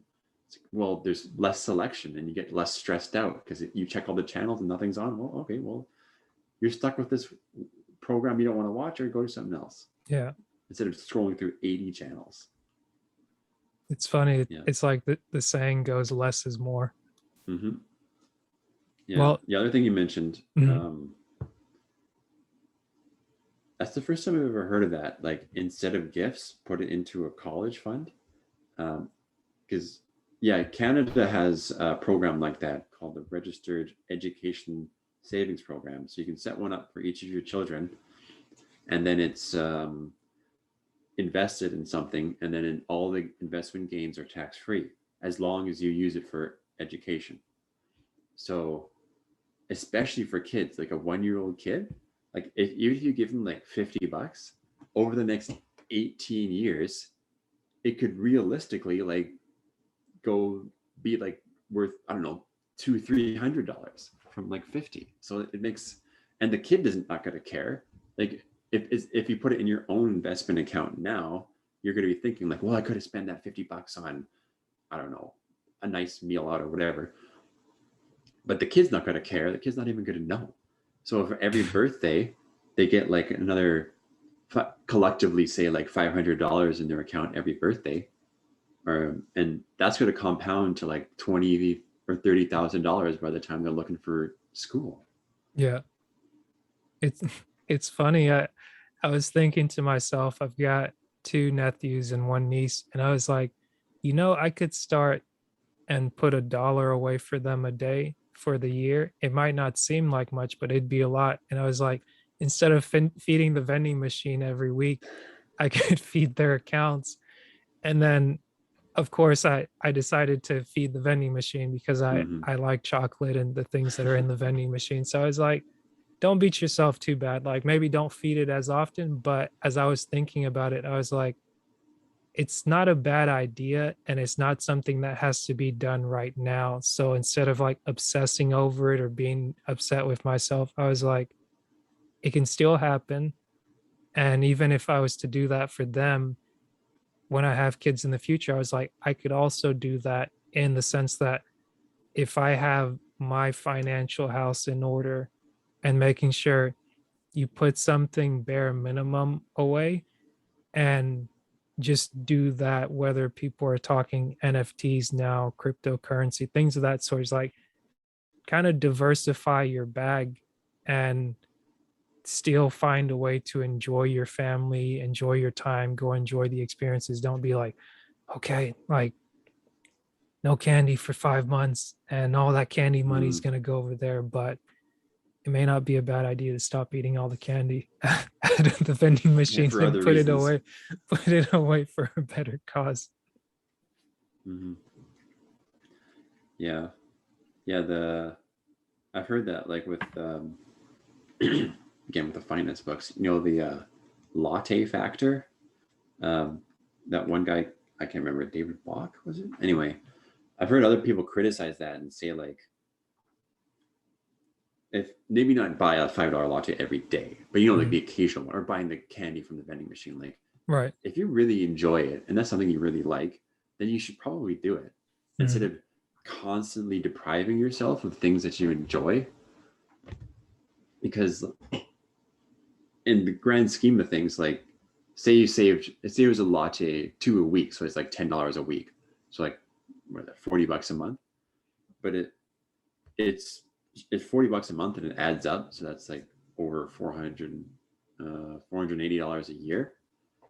But if you got even a small raise at work, like 1%, that's probably going to be 500 or $1,000.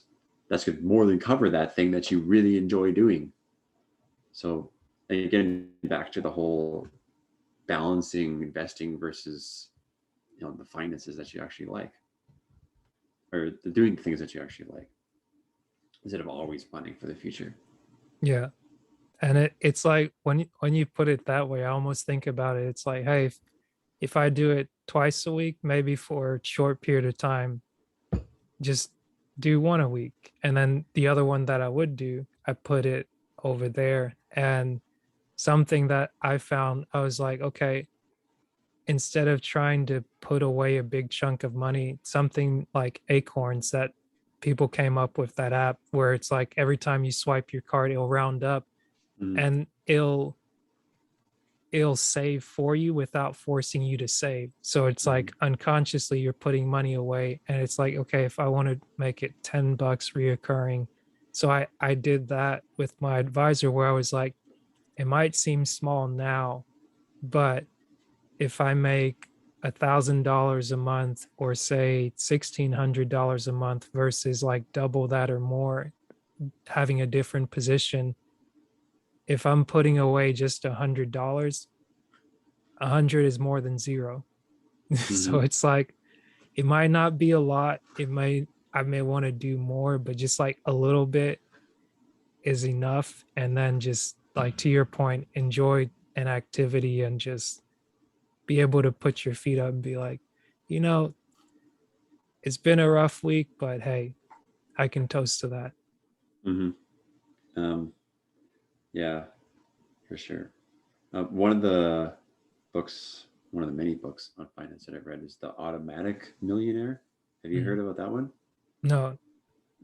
Basically, with the same thing, like when you swipe, it rounds up. It talks. The guy wrote this book before those apps existed, but I'm sure if he were to write them now, he would mention them. But it's just okay when on payday, um, you get money deposited in your account. Set up a recurring deposit that automatically takes whatever you want and puts it into your investments that are automatically invested. So like it's all on autopilot. And I really like, even though I don't do it, I really like the idea of doing that and getting it up to a point where you know that any money that's left over in your account after all those automatic things, bill payments, everything happens, is money that you can spend however you want. It's like Right. disposable money that you could just go buy a chocolate bar or a latte or whatever. Yeah. And it's almost like carefree because you know you Hmm. did what you were supposed to do ahead of time. So now that I'm going to spend what's here because that's what's here. Everything else is taken care of. So I don't have to worry about like, if I do this, it's not going to. And now that you mention it, I'm like, paid payday was last week. So payday's coming up the week after this week. So it may not be a bad idea for me to say, instead of saying, oh, let me do 100 because it's a nice round number, let me just go half of that and say 50. Like, you know, the rule Hmm. where they say, give yourself 3 times or multiply by 3, whatever, however long you think it's going to take for you to do something. So it's like, oh, Hmm. hey, I'll be there in 15 minutes. It's like, it might be closer to 45 minutes. So tell them it'll take longer. That way, if you show up earlier, they're like, oh, wow, like you overachieved. Like, Yeah. man, you're great. Like, always on time. Rather than like, Yeah. oh, yeah, I'll be there in 5 minutes. It's like 2 hours later. Yeah, I'll be there in 5 minutes. It's like, you're not coming, are you? No. Yeah. The under promise and over deliver.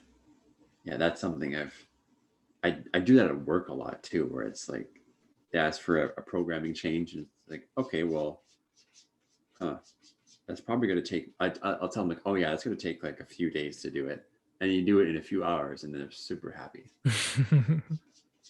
I like it. Yeah, I've never heard that three times rule though. That's a good one. See, that's because I do that. I always underestimate how long something will take.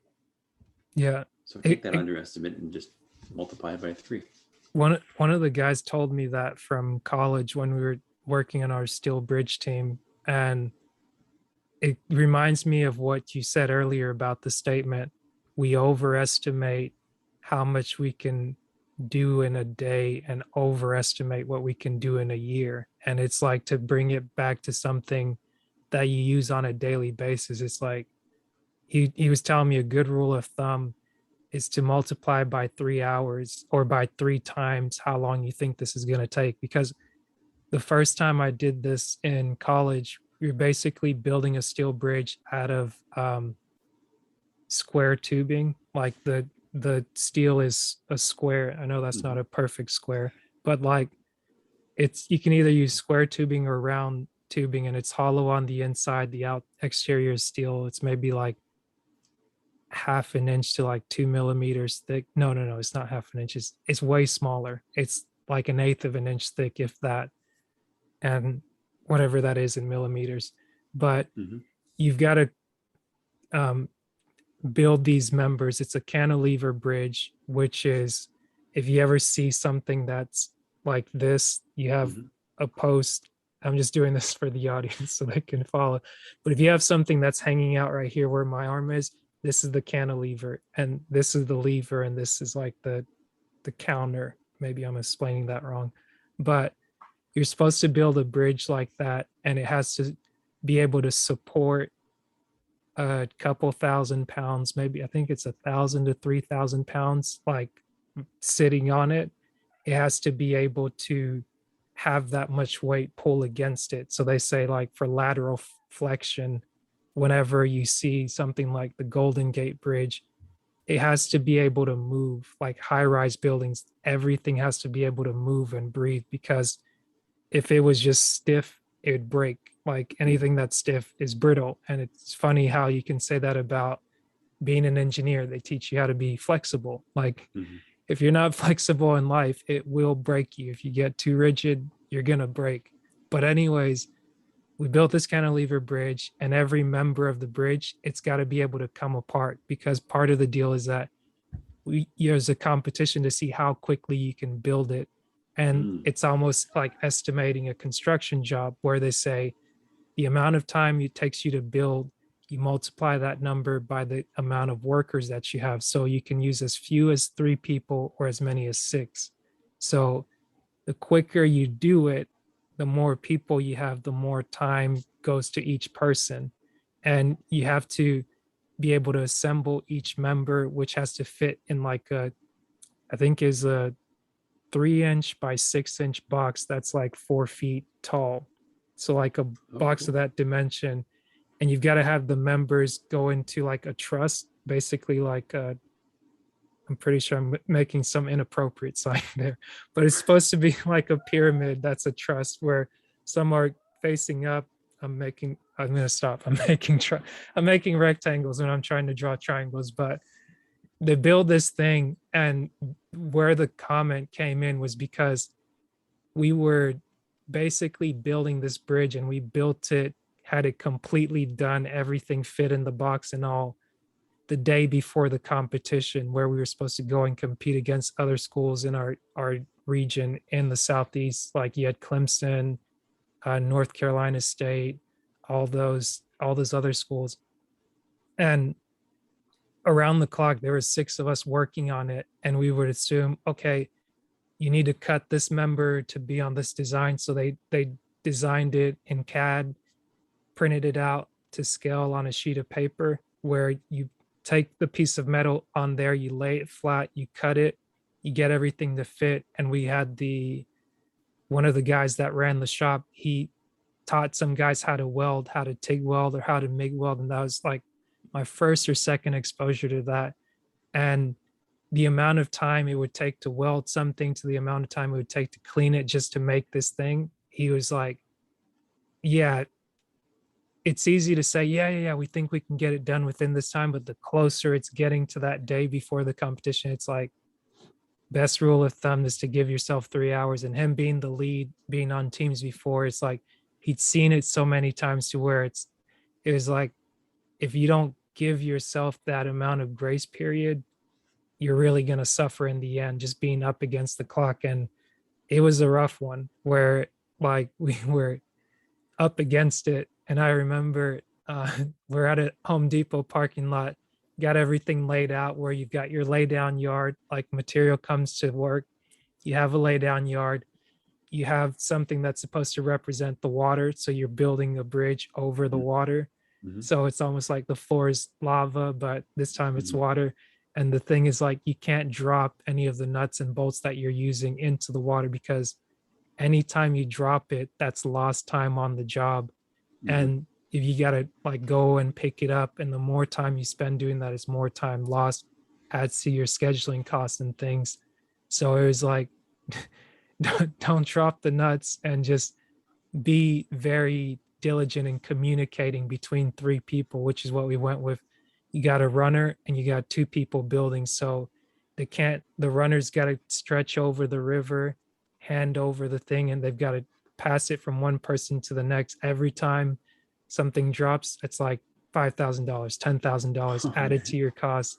The amount of time that you're doing adds to the cost. And at the end of it, they tally up the scores, and it's like, here's how you did for your time wise, here's how you did for your spending, here's what you did for how much weight it could support. Obviously, if it can't support the weight, or if it's pulled too much in and out of the page or in and out of the camera, like I'm doing, that's like a lateral pull, it's saying it failed the inspection. So like part of it is the pre-work that you do before designing it, how much it actually works the way it's supposed to be when you build it in real life. It's like, did we do something wrong here? Did we build it with enough time with the supports and everything to make sure that we tested it and it works? Or do we build it the day before, take it to the competition, and if it breaks, it breaks, and then you're just screwed?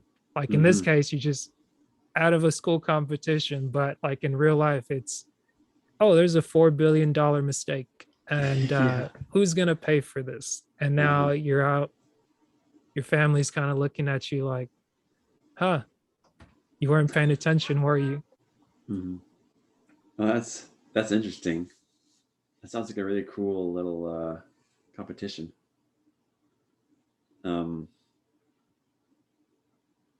So I guess if everything had to fit in that box to simulate like putting it on trucks to ship it to site, right? Yeah. And it's like, Yeah. I think, I don't know if there was a limit of members, as they called it, because with a trust system, each like piece, either the top, this piece, or the other piece, each one of those represents a member. And when you cut it, that's where the connections are.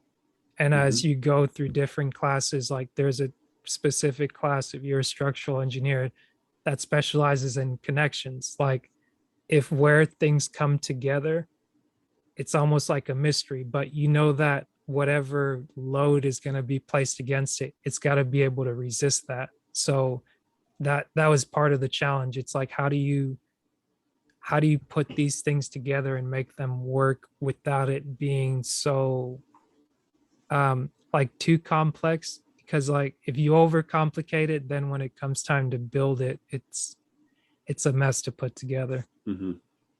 Yeah. I speaking of wasting time on YouTube, sometimes I watch like construction fails, I guess. And there was one recently where they were putting up off-sea wind turbines, and they something failed, and the whole like two of the blades just fell into the deep sea. And I'm just thinking like, well, yeah, that's a I don't know how much wind turbine. That's probably like $100 million mistake there because it was ready to be Yeah. installed. And you can't just fish that out of out of the ocean. No, It's done. man. I feel like that's like that almost made the pit of my stomach hurt. I couldn't imagine like you're on this project, it's got time constraints and like, Hmm. oh man, Yeah, how are we gonna answer that one to the yeah, like shareholders, the CEO, like somebody's getting fired.